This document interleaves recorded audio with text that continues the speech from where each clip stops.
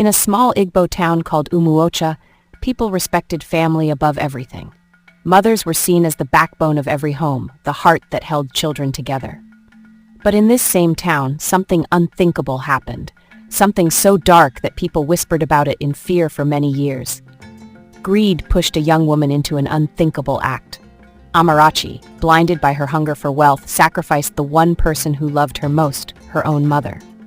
What followed was a tale of riches, torment, and a haunting revenge that no money could silence. This is not just a story, it is a lesson and a caution to be content with what we already have.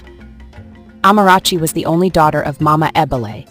Her father had died when she was just a child, leaving Mama Ebele to raise her alone. Mama Ebele was a hardworking farmer who sold gari and palm oil in the village market. She lived a simple life and always prayed that her only daughter would become great. But Amarachi was different. She was beautiful, tall, and ambitious, yet her heart burned with greed. While her mother was content with a small hut and a little farm, Amarachi wanted the big life, cars, gold, clothes, and power.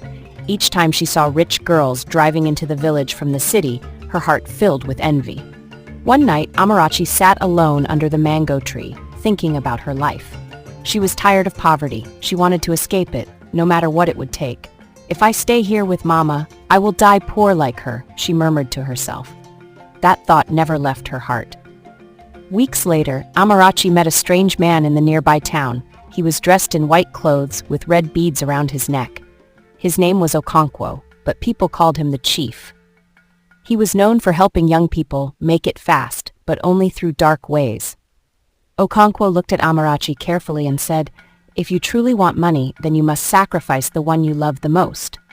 Amarachi's heart beat fast. She knew who that person was, her mother. Fear gripped her, but the hunger for wealth was stronger. She told herself, "Mama has lived her life. She is old. I deserve a better life." For days, Amarachi pretended to be normal. She cooked for her mother, smiled at her, and even sang with her in the evenings. But inside her heart, she was planning the darkest betrayal.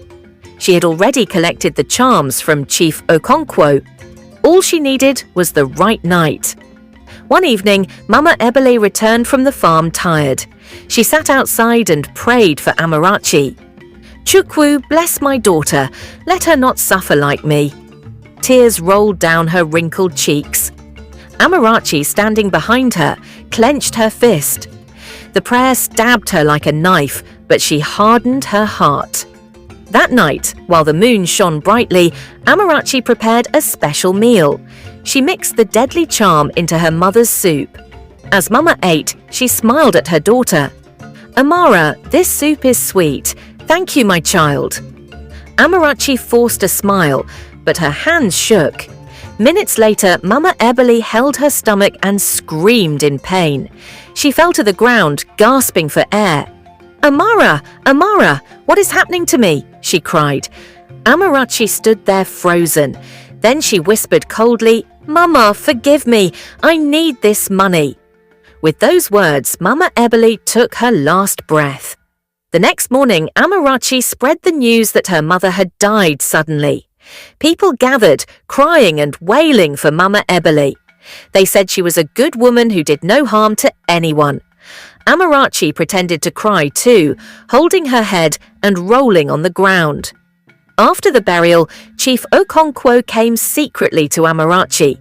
He gave her a small black pot and said, "From today, money will flow into your hands. But remember, blood cannot be hidden forever." Amarachi laughed and said, "Let the money come. That is all I want." Truly, within weeks, Amarachi's life changed. She moved to the city, bought fine clothes, wigs, shoes, and gold. Men followed her around. She started posting pictures on social media, showing off her wealth. Her friends envied her, saying, "Amara has made it." But peace left her life. Every night she dreamt of her mother.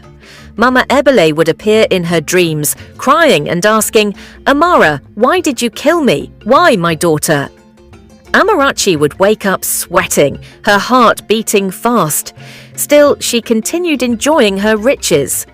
One night, Amarachi was driving home from a party in her new car. Suddenly, a figure appeared on the road. She hit the brake hard and screamed. When she looked closely, it was her mother, standing with blood on her chest. Amarachi shouted and fainted. From that day, everything started going wrong. Her business collapsed. Men who once chased her disappeared. Her friends betrayed her. Even her beauty began to fade. People whispered that she was cursed. Amarachi ran back to Chief Okonkwo for help. But Chief Okonkwo only shook his head and said, "Blood money does not last. You killed the wrong person, the one who prayed for you. Now her spirit will never let you rest." Amarachi knelt and begged, but he pushed her away. "There is nothing I can do. Your end has started." Haunted by guilt and visions of her mother, Amarachi went mad. She walked around the streets of the city shouting, "Mama, forgive me! Mama, don't follow me again!" People threw stones at her, calling her a witch. One evening, she wandered back to the village. Her hair was scattered, her clothes dirty. Children ran after her, singing songs of mockery. She went straight to her mother's grave, fell on it, and cried, "Mama, I killed you because of money. Forgive me." The villagers gathered, shocked by her confession. Some cried, some cursed her. "So you killed your own mother for money?" they shouted. Amarachi rolled on the ground, tearing her clothes. But her mother's grave remained silent. Not long after, Amarachi was found dead at the grave. Some said her mother's spirit dragged her away. Others said she killed herself out of guilt. Whatever the truth was, her story became a warning in Umuocha. Mothers would tell their children, "Never let greed blind you." Amarachi killed her own mother for money, and money killed her too. Thank you so much for listening to today's enchanting story. If you enjoyed it, please like, share, and subscribe for more magical tales that spark your imagination. Every story is a door to a new adventure, and I'm so glad you walked through it with me today. Stay curious, stay kind, and keep dreaming big. Until next time, keep the magic alive in your heart. I'll see you again soon for another wonderful story. Bye for now.